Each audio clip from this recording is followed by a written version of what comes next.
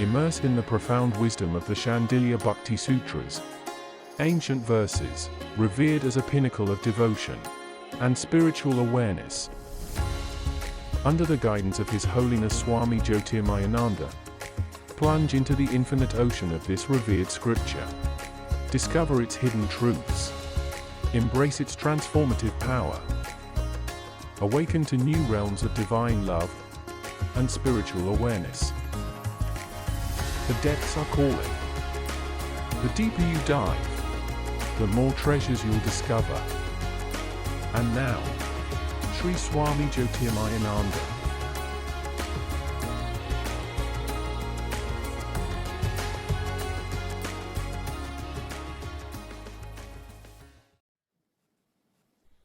Om Vasudeva Sutam Devam Kansachanuramardanam Devaki Paramanandam Krishnam Vande Jagadgurum. Om. Adorations to Lord Krishna, the preceptor of the universe, destroyer of the forces of darkness and bestower of immortality. And adorations to the Self in all of you. Shandilya Bhakti Sutras, Sutra number 22. Tadeva karmi jnani yogibhya adhikya shabdat. That devotion is the highest because there is the declaration in the Gita of the superiority of bhakti for those who follow karma, jnana and yoga. Let me explain. Firstly, the sutra is pointing to two great statements from the Gita. That's in the 6th chapter. Tapasvibhyo adhiko yogi, jnanibhyopi matodhika, karmishcha adhiko yogi, tasmat yogi bhavarjuna. Yogi is greater than one who is devoted to karma, karma yogi. Karma nishtha, actually it's called. Karma refers to ritualistic devotion to the Vedas. Become expert in ritualistic performance. And a yogi is greater than one who is devoted to austerity. Lots of meditation, lots of fasting, lots of difficult practices for controlling the mind and senses. And yogi is greater than one who has pursued the path of jnana, knowledge. Statements of this nature, if you are not well guided, will be simply confusing. Firstly, the term yogi that Krishna is using refers to integral yoga. Well balanced. There are 4 aspects in your personality: action, emotion, will and reason. If you pursue only one aspect, ignore the others, firstly, it is not possible. But anything becomes possible if you want to twist your intellect.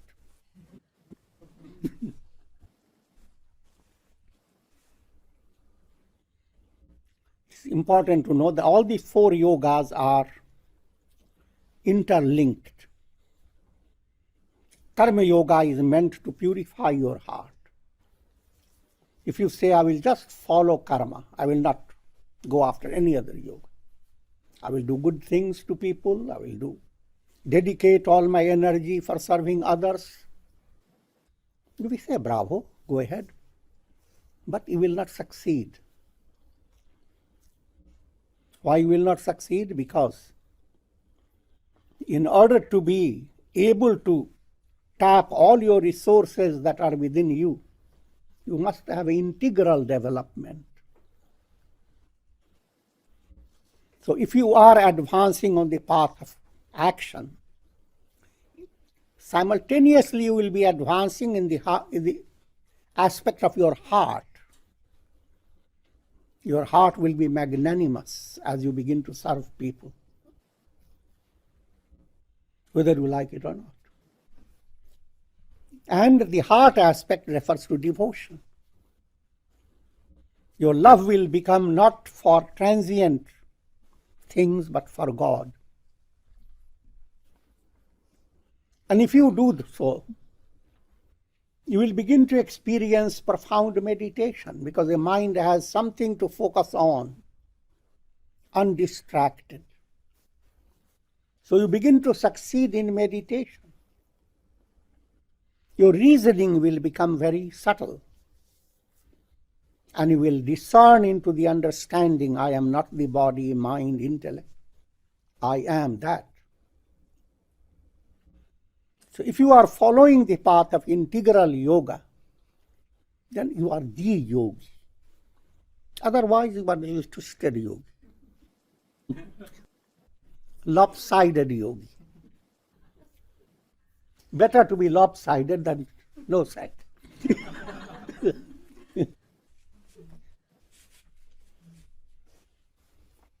But if you have that understanding of integral yoga, then you are in a healthy process.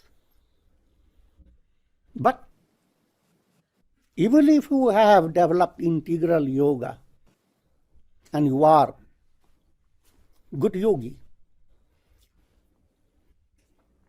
first point Lord Krishna says that therefore be a yogi, be an integral yogi.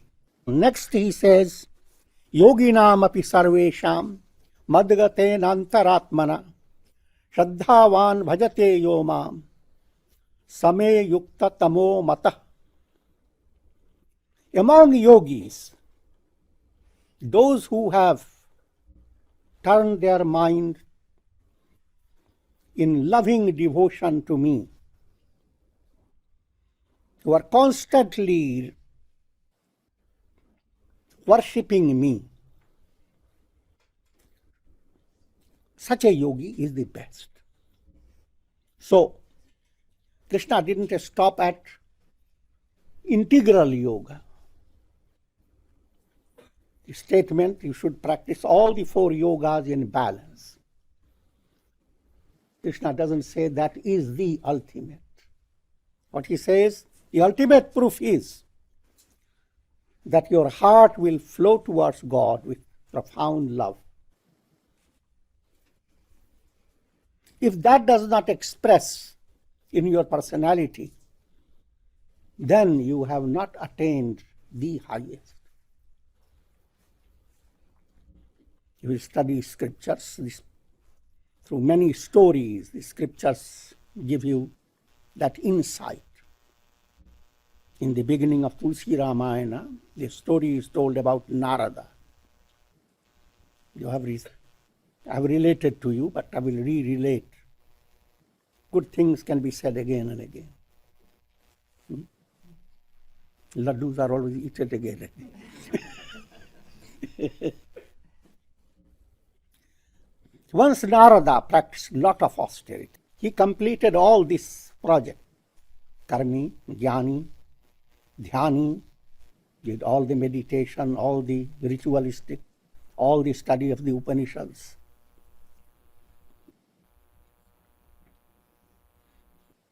And he became so deeply involved that tests were given to him from the divine realm. Gods test the devotees. Anyone who is advancing. The universe is a university.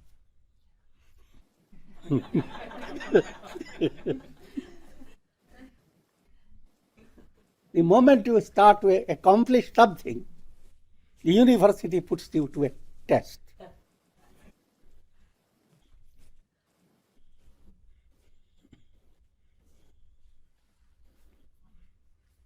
Sometimes you are given a definite date, a definite plan, sometimes no plan. Life presents challenges, and you have to discover how much strength you have gained. You are yourself to give the number for your test. Have you passed? Now, coming back to Narada, all types of temptations were presented to Narada, and Narada remained unruffled. Kama, Cupid god, is considered the climax of temptations. And Kama was defeated. Being defeated, he fell down at the feet of Narada, said, "Please, don't curse me like Shiva did."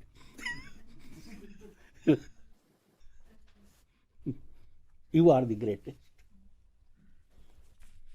Narada heard it,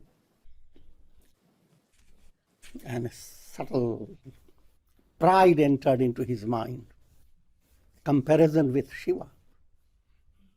Even Shiva was shaken a little. Not actually shaken. These stories are all allegorical. We talk about Shiva was a deep meditation. Kama wanted to obstruct his practice, awaken him. And Shiva opened his eyes, 2 eyes, and he saw Kama.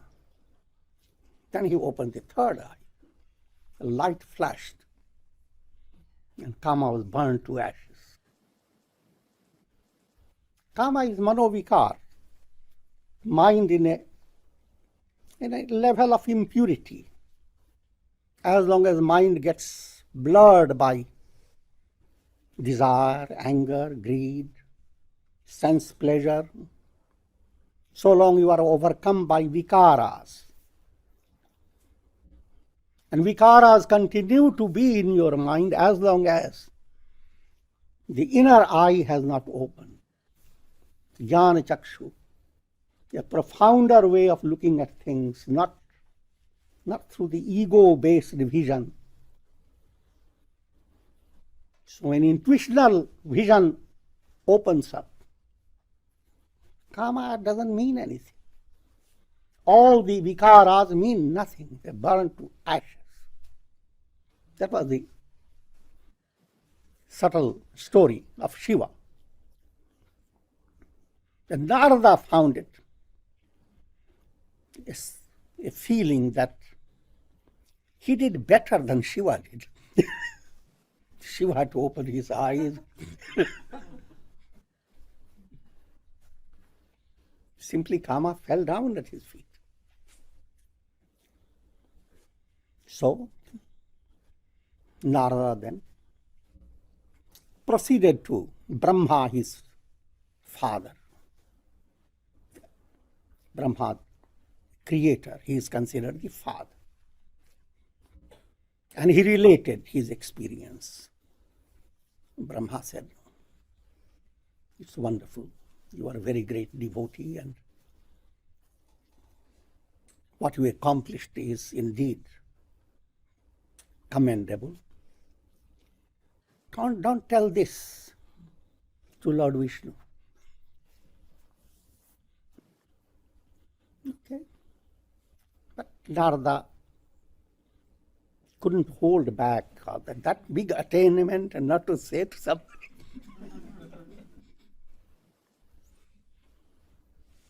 So Narada went to Lord Shiva. And Lord Shiva also asked him, because all these deities are omniscient. Lord Shiva knew what was going on. So he asked him in a way that Narada again started describing how he was able to withstand all the temptations that were directed towards him. And Shiva says, "That's Narada, you have attained great degree of devotion and yogic power. But don't tell Lord Vishnu.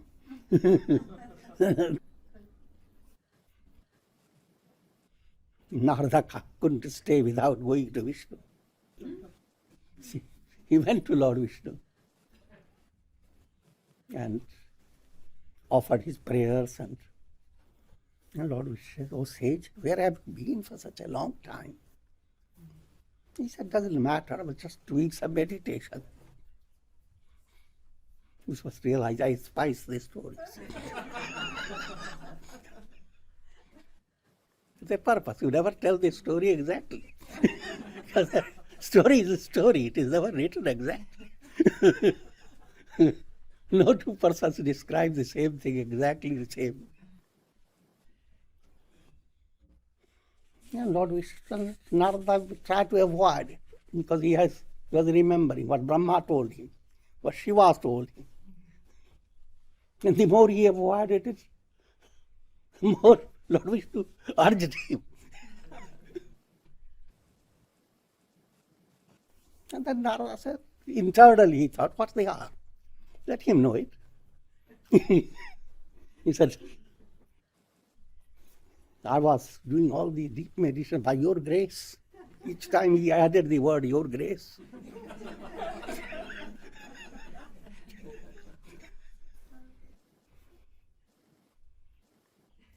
And undisturbed, unperturbed, mind was just in profound meditation, meditating on the all-pervasive, the absolute Brahman, the Brahman of the Upanishads. And just little thing, Kama, with all his party, wanted to disturb my meditation. And my meditation was not disturbed by your grace.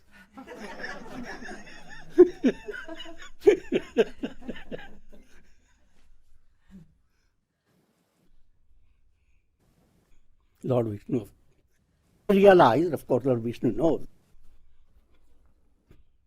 that he has developed a subtle ego. All the practice he did was not enough to dissolve his ego. This is what Shandilya is trying to tell you.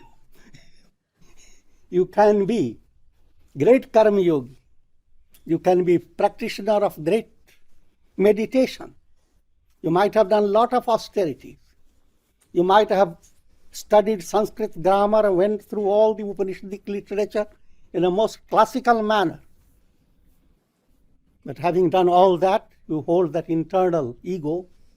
I have done all. I have studied Prasthanatraya, the Gita, the Upanishads, the Brahma Sutras, and I have achieved all this. That was the state of Narada. That ego within you has obstructed your real enlightenment. All this didn't mean enlightenment. So, Vishnu went on praising him, said that people, by remembering you, by taking your name, can overcome Kama and all. So, nothing great for you. And Narada then departed with a subtle, inflated ego. And Lord Vishnu now created a Maya. Lord Krishna goes on sleeping all the time. But the entire universe is ruled by his Maya. Not a single error of yours is overlooked. Parents who overlook the errors of their children later don't like those parents.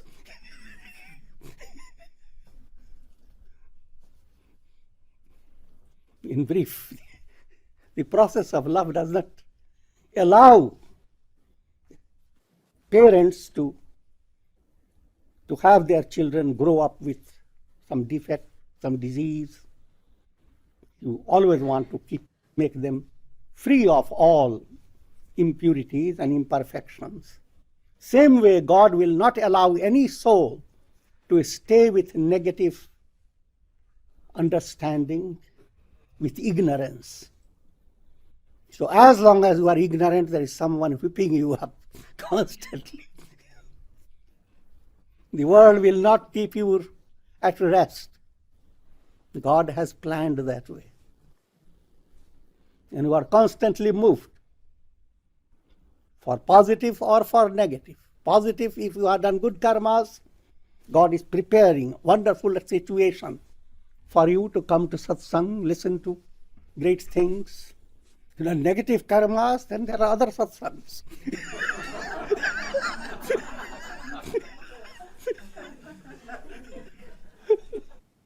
God has planned for you. You listen to things and gnash your teeth. The whole nervous system is wrecked.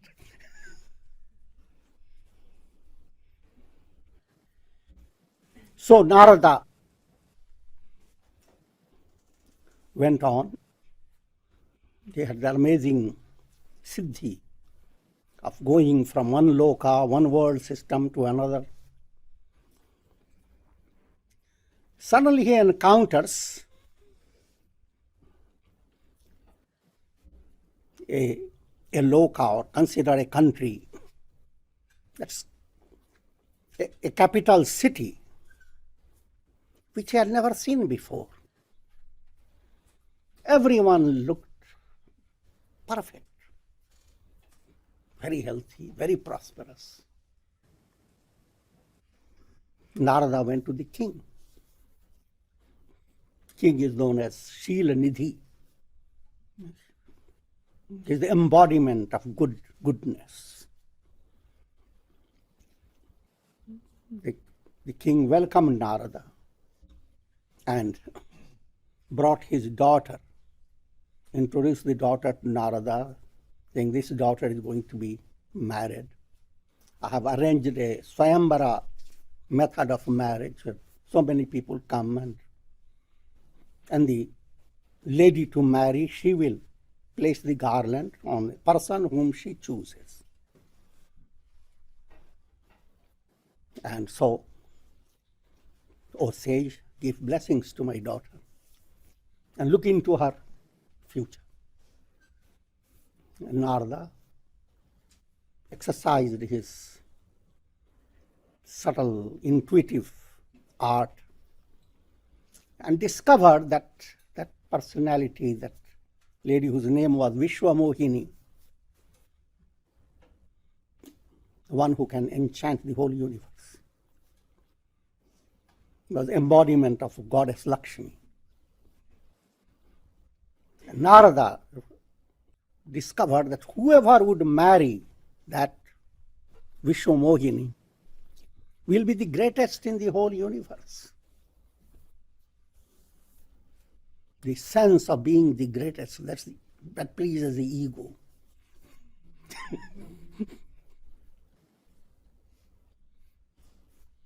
So, Narada kept all that hidden from the king. He said, my blessings for your daughter, and everything is going to be fine. But in his mind, how can I marry? How can these people, little people who have come and marry her? I am the one who deserves. I have just defeated Kama and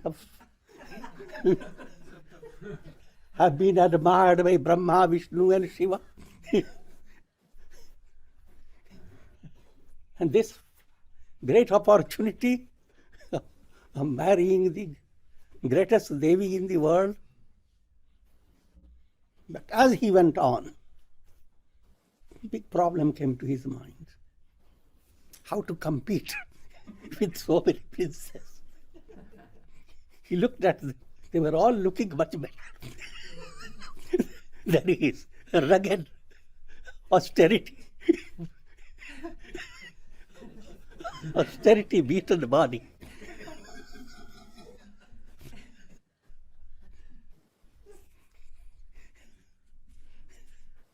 He manipulated his mind. How can I make myself so wonderful to captivate her? So there is no way.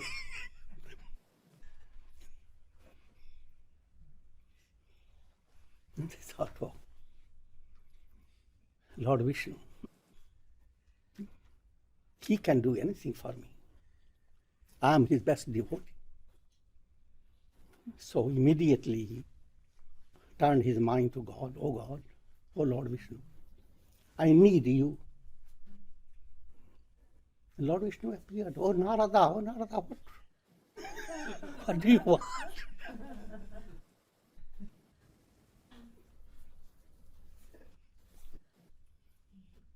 Narada said, please, I'm in a rush.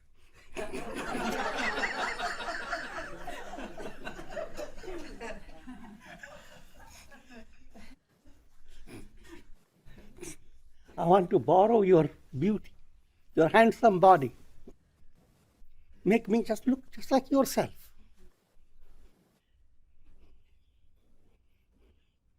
And later I will explain all that.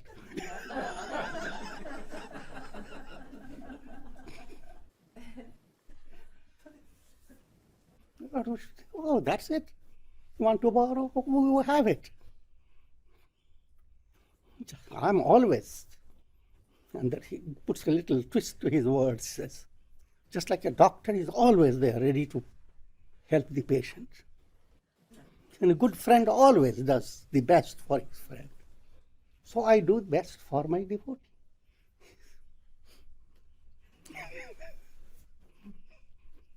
In other words, doctor will not do everything that the patient says. He will do only thing that patient needs.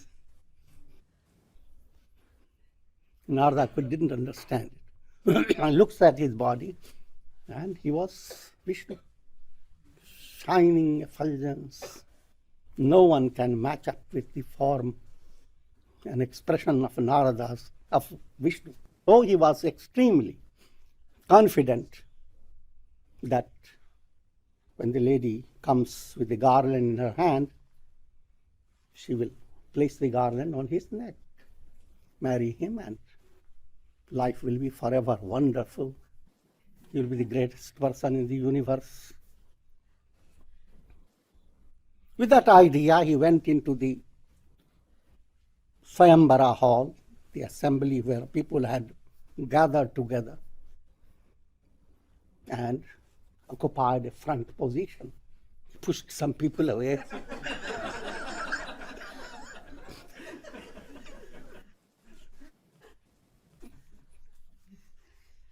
To his surprise, everyone who looked at him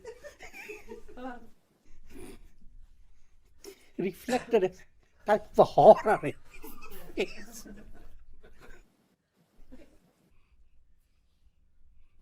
But he thought probably they were jealous.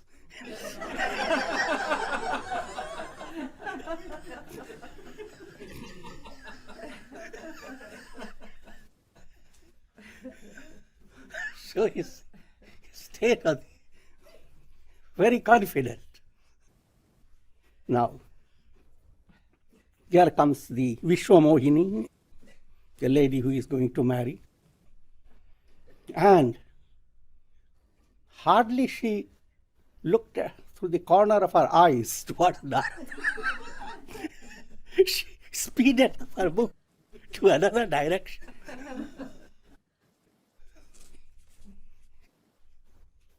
Narada said, how is it? She must have some defect in her eyes.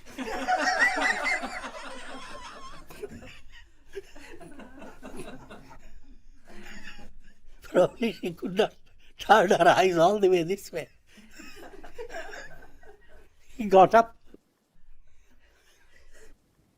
and went in that area towards that section where the eyes of the lady were focused,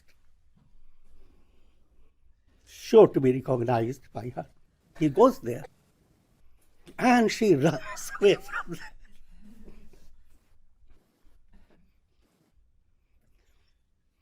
And he does 3 or 4 times. This side, that side, that. Wherever he goes, he runs. Now he became puzzled. He looked around for some response, something.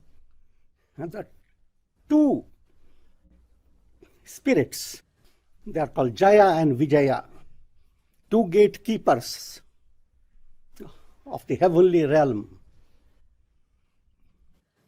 They were acting like journalists of that time.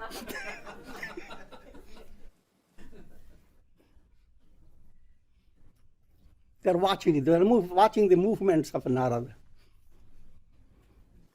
And then they saw him so ruffled up in his mind, they said to him, "Oh sage, there is a little puddle of water nearby. Why don't you go there and look, see your face?" Narada became curious. Why are they saying that? However, he stood up, looked. He was horrified. His whole body was Vishnu's, but the face was of a monkey. And that contrast, 2 things, made a horrible appearance.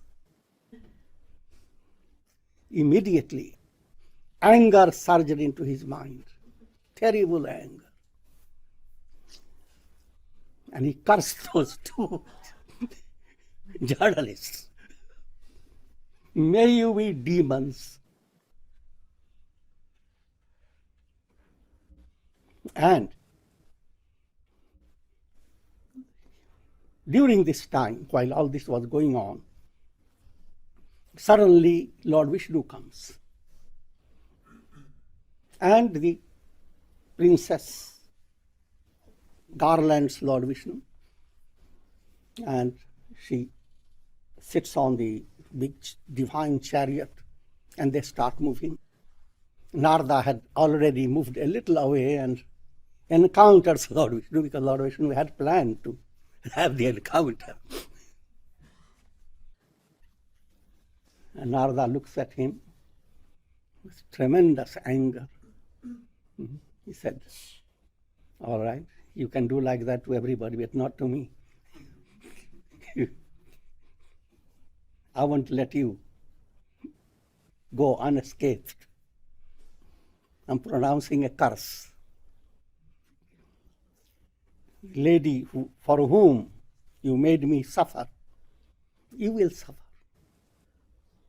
And this monkey face, that's the only face that will help you."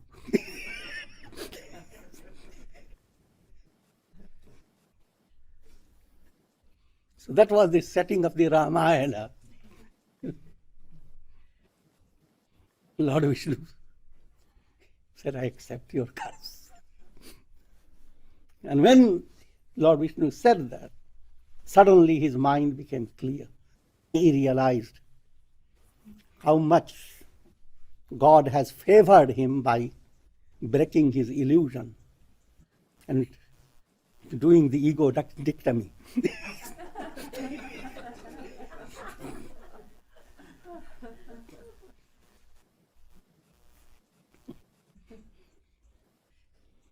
So Narada fell at his feet and said, "Oh Lord, what have I done?" And Lord Vishnu said, "This has become the basis of my incarnation. So all this has gone into a right direction. And the world will receive a message from this story.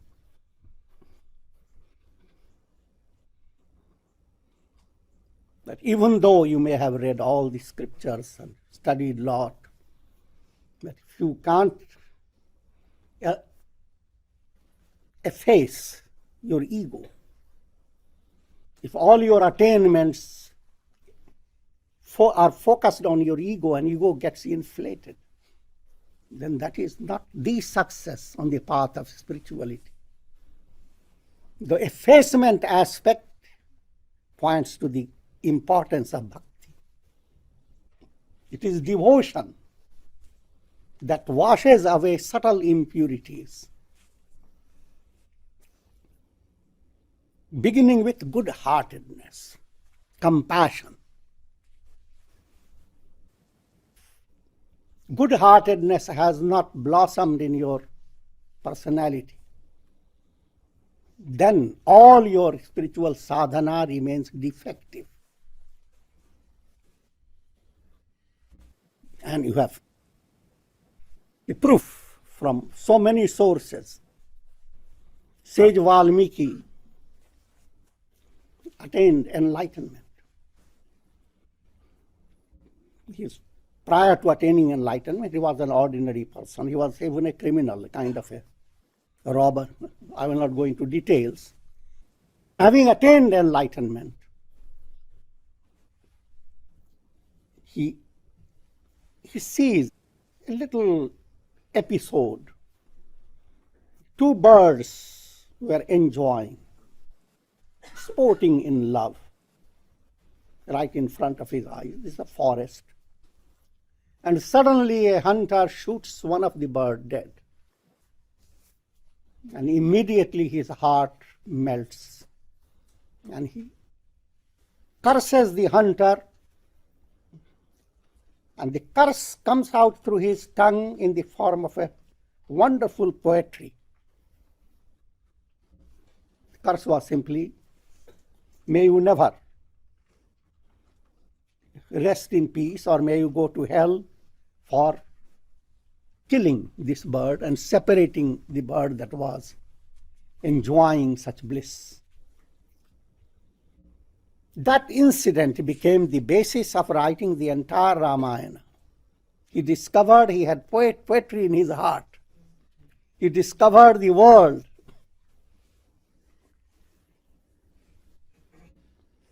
Exists just like the existence of that bird. All people in the world are in the same predicament. No one wants to die. Even while great expectations are always swirling around you, and suddenly the hunter, cruel hunter, death, shoots down the person. And nothing can you do about it.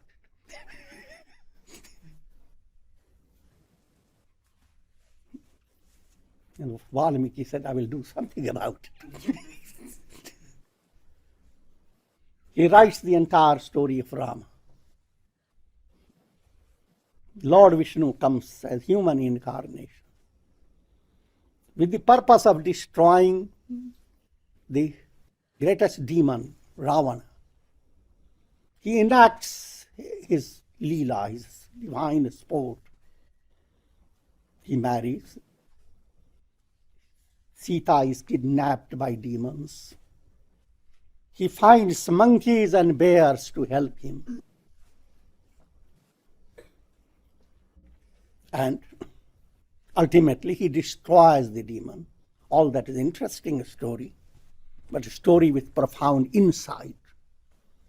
The entire story and the insight relates to every individual. Rama is within you. Sita is your intellect. Your intellect is not with you. It has been grabbed by three demons. Sattva, Rajas and Tamas. The foremost of the demon is ignorance with 10 heads, Ravana.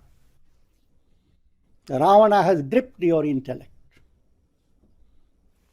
Your project is to destroy that ignorance, get that intellect back, be blended with intuitive intellect and rule, attain enlightenment. In so doing, you are doing immense good to all creation, setting up an example for all.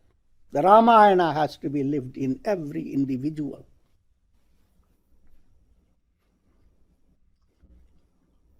And all this targeted at dissolving the ego. So now coming back to the point we were making is, simply because you have followed different paths, you have not attained the highest. Highest attainment is possible only when your heart blossoms with profound devotion. If devotion is lacking, it means that your ego and ego-related defects, they will lurk within your mind. Only when devotion has become like a blossoming lotus, which implies you begin to exude from your personality compassion. Compassion for all. If spiritual attainment doesn't give you that compassion, that means you are sticking to your ego and impurities of your personality are there. They may be suppressed, they may become rarefied, subtle. They can become microscopic bacteria. But they are there. But when devotion begins to develop, love sweeps away all. But you have to understand the love that people know of in the world of relativity. That love is a ray of that profound love, a reflection of the love of God. So if that love can't be captured, and you do it in a progressive manner, not overnight, as your heart goes on expanding with greater feeling, with greater compassion, your personality becomes a channel for great things. Whatever you may be doing, you become a great yogi in your whatever role you play. You are a doctor, great doctor. Teacher, great teacher.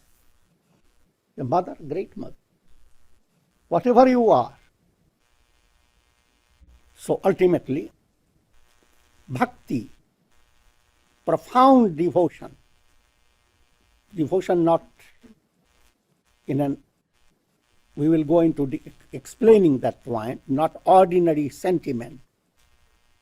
But profound devotion is the expression of enlightenment. Therefore, Buddha was embodiment of compassion. Rama, Krishna, all. There's the story of a saint, Sant Eknath. This is an old-time story. Sant Eknath was from Maharashtra, who had the plan of going to Himalayas, to the source of the Ganges, and draw water from there, and bring the sacred water and place it at the southern tip of India, known as Kanyakumari or something of Rameshwaram, in Shiva temple. This saint took many years. In those days, 5-6 years or so, was carrying water with the help of a bamboo stick. On both sides, the water will be balancing the weight on the shoulder. All the details doesn't matter. But as he was approaching the temple, it was summer. He saw right in front of him a donkey dying because of thirst. Immediately, he sat down, took the vessel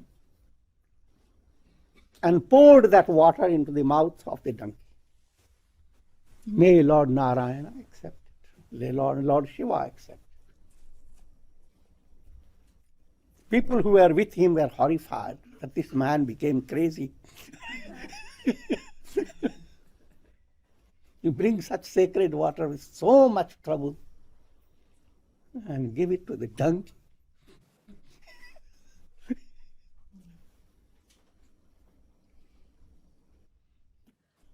And then afterwards he goes into the temple with a sense that he has nothing now to offer. And a miracle happens. The priest says, oh sage, something happened. You came, you offered the flower, the water, effulgence, light, the whole temple lit. This never happened before.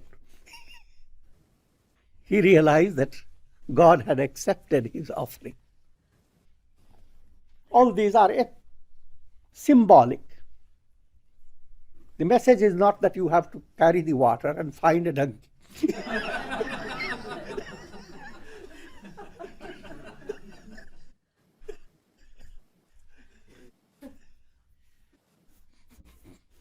Message to understand the importance of goodness of your heart. It is that which is the real stuff of your spiritual movement. It is that which will break down all barriers.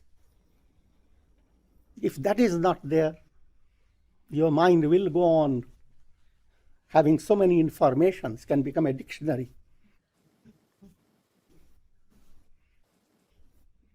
And yet, bhavavyadhi, the disease of the world process continues. And I think I've taken up much of your time. Om Shanti, Shanti, Shanti. Thank you for joining us on this journey of spiritual growth.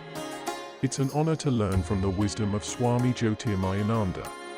As we part for now, remember, the quest does not end.